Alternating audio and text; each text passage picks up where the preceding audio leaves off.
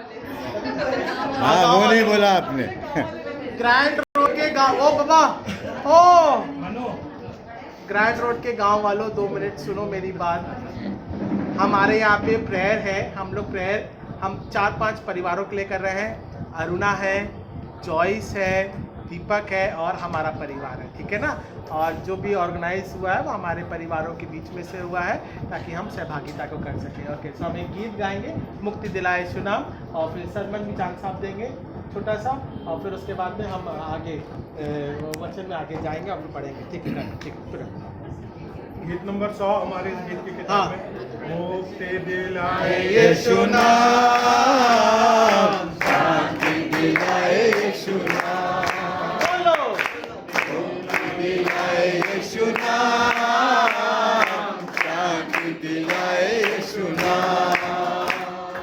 यीशु दया का बहता सागर, यीशु दया का बहता सागर,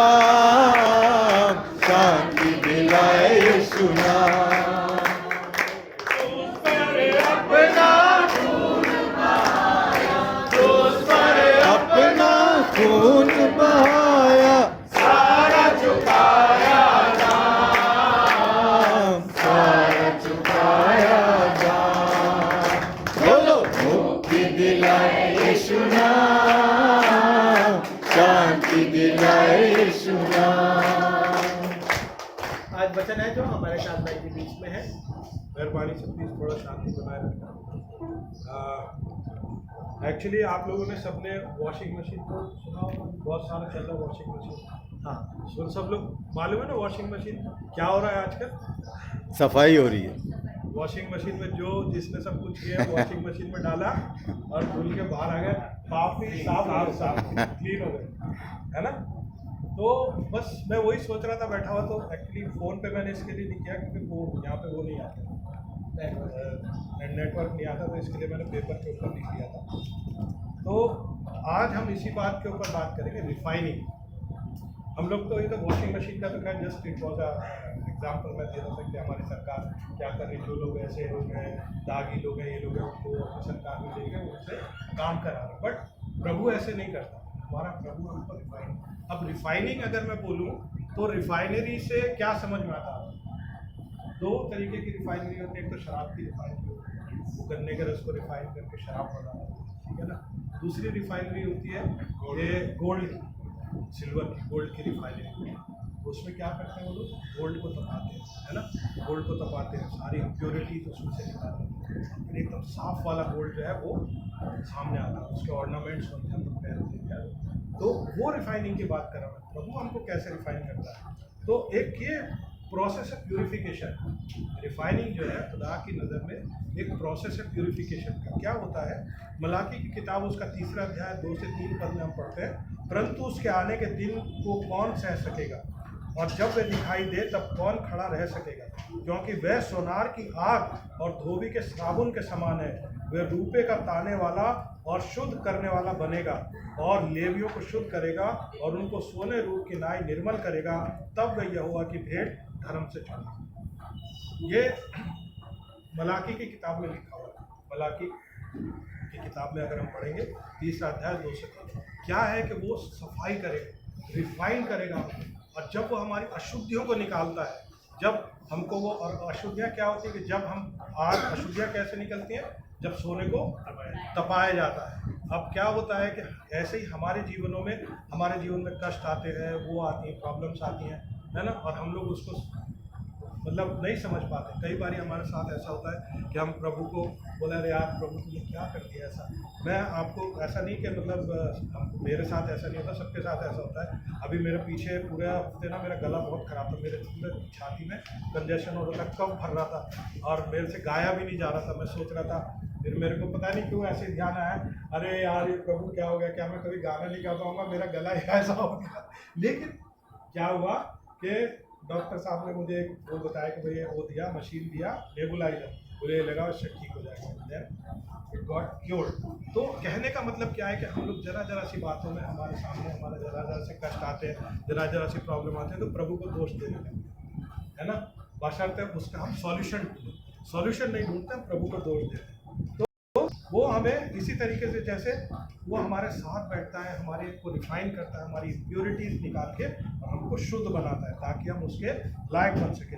दूसरी चीज़ मैं आपको बताऊंगा कि जो हमारे जीवन में प्रॉब्लम्स आती हैं, जो ट्रायल्स आती हैं, टेम्पटेशंस आती हैं, है ना, तो जो आग है वो हमको क्या करती है, रिफाइन करती है। क्योंकि सोने को आग में ही तपाया जाता है और किसी चीज़ में तपाया नहीं जाता। सोने को पहला पत्रस उसका पहला अध्याय 6 से 7 पद में अगर हम पढ़ते हैं, और इस कारण तुम मगन होते हो, यद्यपि अवश्य है कि अब कुछ दिन तक नाना प्रकार की परीक्षाओं के कारण उदास होगा। देखिए कितनी बात साफ लिखी हुई यहाँ पे कि नाना प्रकार की परीक्षाओं के कारण उदास हो जाते हैं, जैसे मैंने अभी अपना उदाहरण बताया। और यह इसलिए है कि तुम्हारा परखा हुआ विश्वास, जो आग से ताए हुए नाशमान सोने से भी कहीं अधिक बहुमूल्य है, यीशु मसीह के प्रकट होने पर प्रशंसा और महिमा और आदर का कारण है।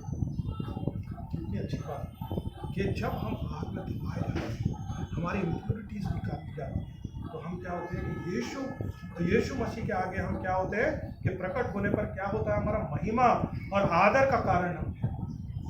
पहला पत्रस उसका पहला अध्याय 6 से। तो ये हमारे जो फेथ की है ये टेस्ट हो जाता है जब हम आग में तपाए जाते हैं। आग में तपाना क्या होता है कि हमारे पास ट्रायल्स आती हैं, टेम्पटेशंस आती हैं, प्रॉब्लम्स आती हैं, कई बार हमारे साथ बीमारी होती है। एक छोटा सा एग्जाम्पल मैंने अपना दिया है ना, कि जैसे मेरा गला खराब हो गया, मैं ये सोच रहा था कि क्या होगा, ये होगा, वो ये तो एक छोटा सा एग्जाम्पल है, लेकिन हमारे जीवनों में और बहुत बड़ी बड़ी ट्रायल्स एंड टेम्पटेशंस आती हैं, है ना। हम देखते हैं कभी हमारा प्रमोशन नहीं हो रहा, हम देखते हैं कि कभी हमारे साथ ये नहीं हो रहा, हम देखते हैं कि कभी हमारे जो कलीग्स हैं, हमारे जो पीयर ग्रुप है, वो हमको बुली कर रहा है, हमारी हंसी उड़ा रहा है ना। और एक बात मैं आपको सही बात बताऊं कि जब लोग हमारी हंसी उड़ाते हैं ना, तो उसमें हमको घबराना नहीं चाहिए, क्योंकि वो जब हंसी उड़ाते हैं तो क्या होता है कि हम और निखर के आते हैं। कल मैं वो देख रहा था अपना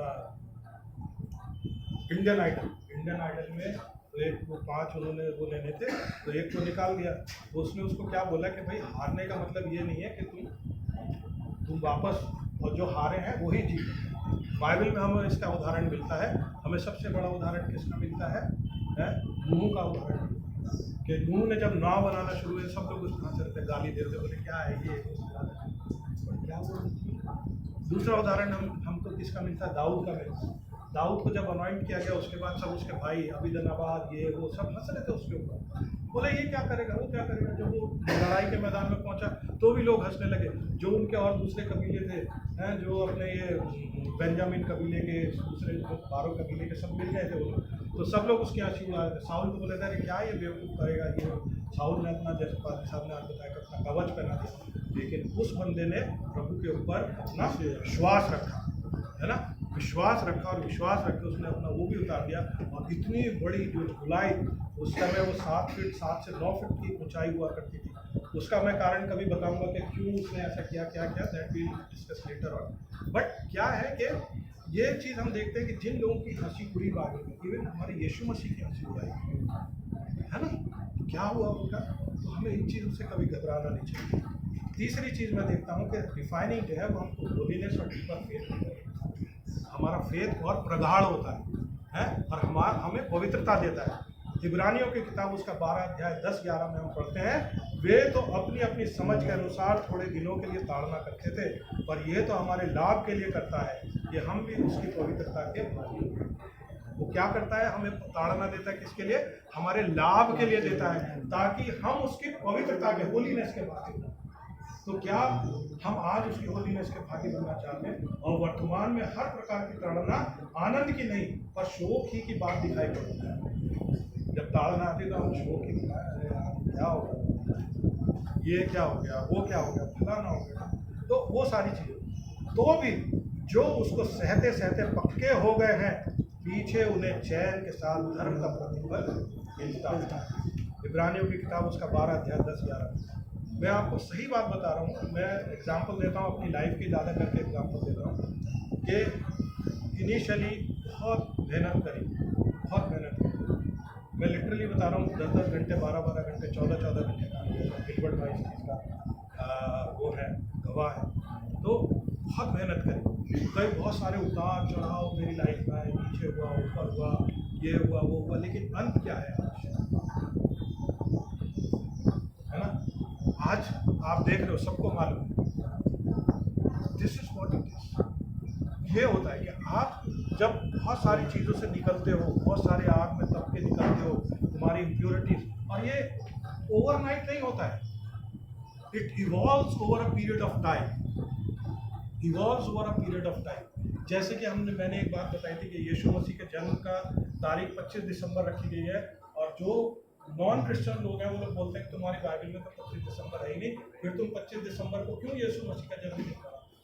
लेकिन क्या वो evolve over period of time? क्योंकि यीशु मसीह का जब जन्म हुआ, ये सारी बातें हुई जो बाइबल में लिखी हैं, क्योंकि ये तो इतिहास गवाह है इस चीज़ का, सारी बातें हुई। लेकिन वो क्या हुआ, एक छोटे से कस्बे में, छोटी जगह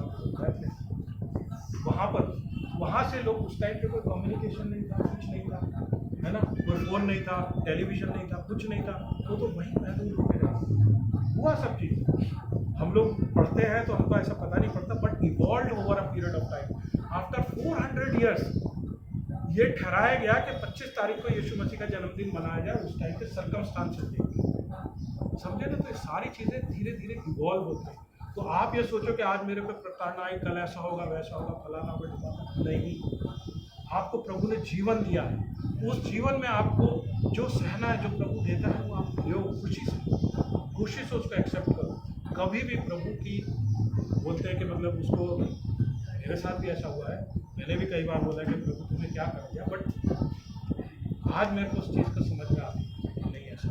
तो मेरा कहने का क्या है, और तीसरी चीज़ क्या है कि आउटकम ऑफ रिफाइनिंग क्या है, रिफाइनिंग का आउटकम क्या होता है? कुछ भी जैसे प्रभु यीशु मसीह, प्रभु हमसे चाहता है कि हम प्रभु यीशु मसीह के जैसे बने। रोमियो की किताब उसका 8वां अध्याय 29 पद में क्या बोलता है? क्योंकि जिन्हें उसने पहले से जान लिया है उन्हें पहले से ठहराया भी है। आज पास्टर जी ने इसी चीज़ को बताया कि उसके पुत्र के स्वरूप में हो, ताकि वे बहुत भाइयों में फैलौट आए।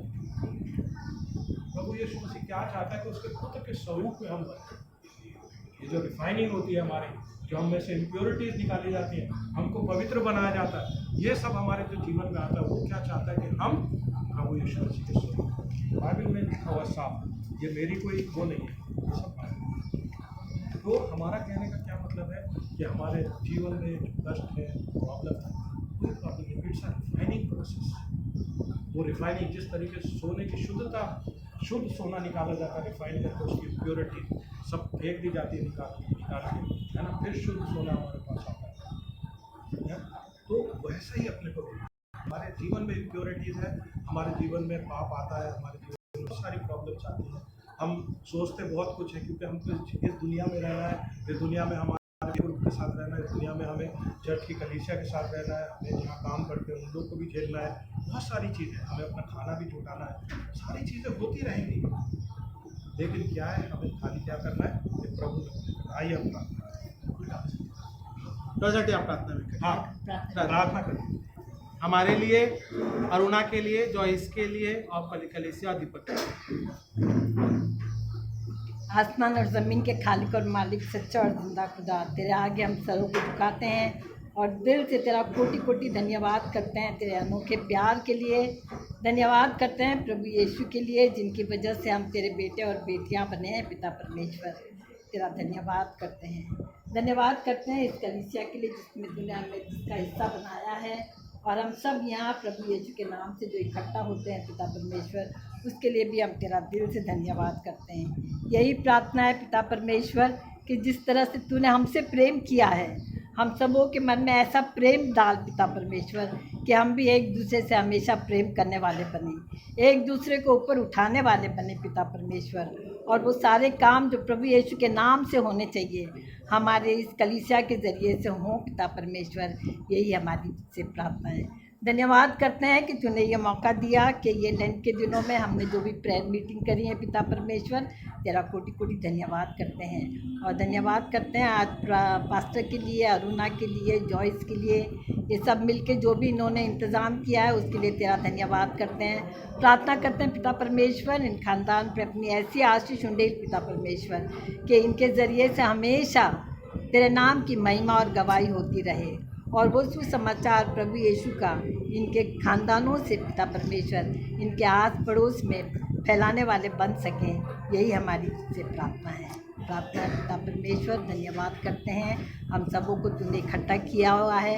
हम सबों को एक मन कर पिता परमेश्वर तौफीक दे के हम एक दूसरे के सुख में दुख में हमेशा शामिल होने वाले बने, और वो सारे काम जो तू हमारे जीवन से चाहता है उसको हम पूरा करने वाले बने। भर दे सबको अपनी पवित्र आत्मा से पिता परमेश्वर, ताकि हम तेरी आवाज़ को सुने, जो तू हमसे चाहता है वो पूरा करें, और जब पवित्र आत्मा जो हमसे कहते हैं पिता परमेश्वर हम उसे करने वाले बने। अभी तक संभाला है, तेरा धन्यवाद करते हैं। हमारा जीवन और इस कलीसिया को तेरे हाथों में देते हैं पिता परमेश्वर, और प्रार्थना करते हैं कि जब तक प्रभु यीशु मसीह ना आए इस कलीसिया से तेरे नाम की महिमा और प्रभु यीशु मसीह के नाम की गवाही होती रहे। यही हमारी से दुआ है तेरे बेटे खुदा यीशु मसीह के मीठे नाम से मांगते हैं, सुन और कबूल कर। आमीन। हम आशीष को ग्रहण करेंगे। इससे पहले हम प्रभु की प्रार्थना बोले। ऐ हमारे बाप जो आसमान पर है, तेरा नाम पाप माना जाए, तेरी बादशाह इस मर्जी जैसे आसमान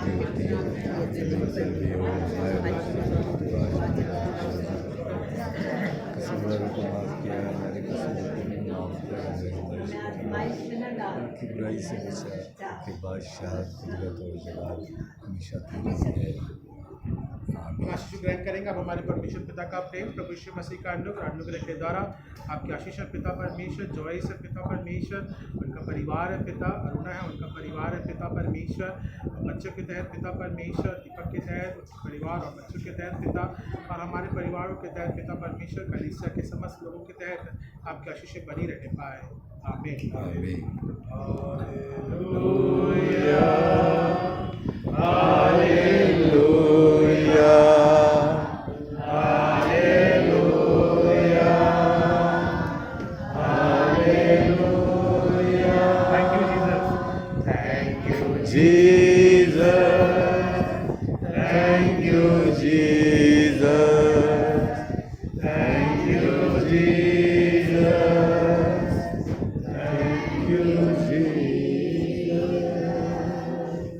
थैंक यू आप सबों के लिए, सबको जय मसीह की। थैंक यू आप सबों के लिए। तूने बोला नहीं, मैं कथा तेरे को बताया था ना पाव लेकर आने के लिए।